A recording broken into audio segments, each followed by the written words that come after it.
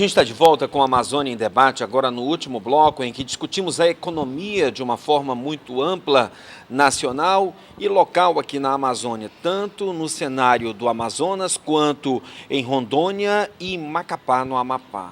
Agora a Emily Lira quer conversar com o professor Antônio Teres, professor de Economia da Universidade Federal do Amapá. Emily, é com você. Boa noite, professor. Pode fazer a pergunta. Então, aqui em Manaus, as pessoas ainda estão com muitas dúvidas sobre o IPI. E aí eu falo com o Isaac, que pergunta de Manaus. Até agora, houve alguma sinalização para a prorrogação de IPI sobre automóveis novos? Se não, este é o momento ideal para correr para a concessionária e comprar o seu tão esperado automóvel novo? Emily, é importante a gente ter uma noção de como está esse debate em relação às desonerações. Essa medida ela foi adotada no intuito de reduzir os impactos da crise financeira de 2008. E ela foi repetidamente adotada em 2009, 2010, 2011 e 2012 e também em 2013.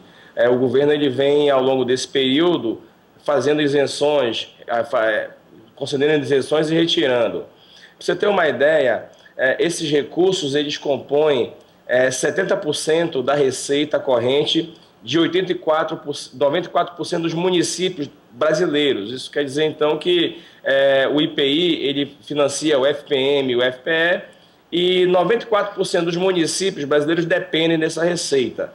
E quando o governo desonera o IPI, ele faz com que esses municípios eles entrem em dificuldade financeira. Então, há uma discussão muito grande em relação à eficácia dessa política pública. Por quê?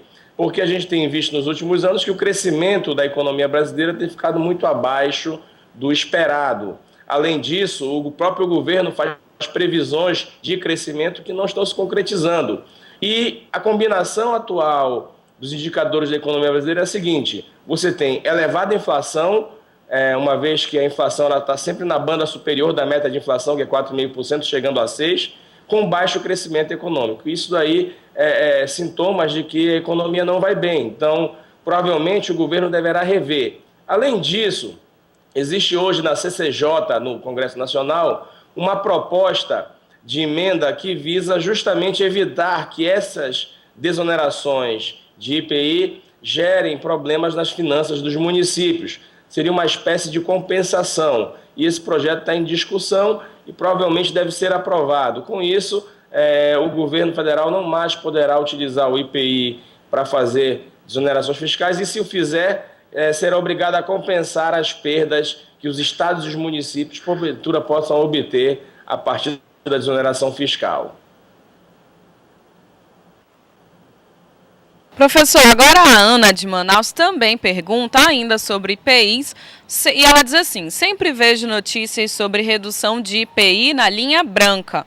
Eu quero comprar uma geladeira, mas o preço nunca cai, como aparece nos jornais. Por que isso acontece?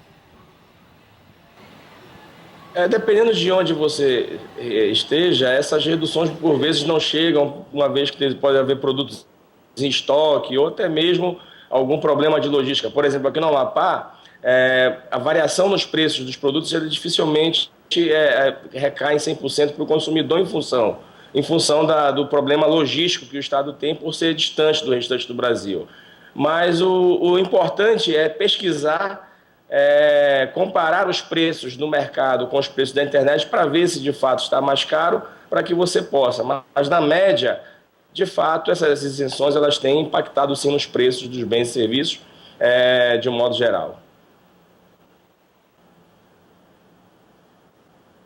Obrigado, professor Antônio Teles, professor de Economia da Universidade Federal do Amapá, que participou conosco ao vivo aí de Macapá. Obrigado, valeu mesmo pela sua contribuição. Desejar boa noite a você e a todos os telespectadores e um bom final de ano a todos. Amém. Vamos aqui continuar conversando com o Marcos Evangelista. A gente falava ainda do projeto Zona Franca de Manaus E a Suframa comemora que as oportunidades de emprego tenham chegado a 122 mil postos de trabalho. Você acredita que esse também não é um índice que possa fazer com que nós tenhamos um certo alento? Mas nós estamos aí enfrentando dificuldades em vários segmentos. Nós temos aí Duas rodas. duas rodas vindo aí logo em primeiro lugar, onde há uma retração, né, nas grandes indústrias. Possivelmente deve ocorrer alguma sinalização de demissões, caso não haja uma alavancagem nas vendas. E depois vem os outros setores, né? Nós temos os setores de plástico que também estão sofrendo, e a parte de componentes também estão sofrendo aí com essa situação atual da economia. Agora, segundo a Suframa, esse equipamento que está na mão da Emily aqui, que é o tablet, tem sido a grande vedete da produção e há de crescer muito mais ainda este ano e no ano que vem.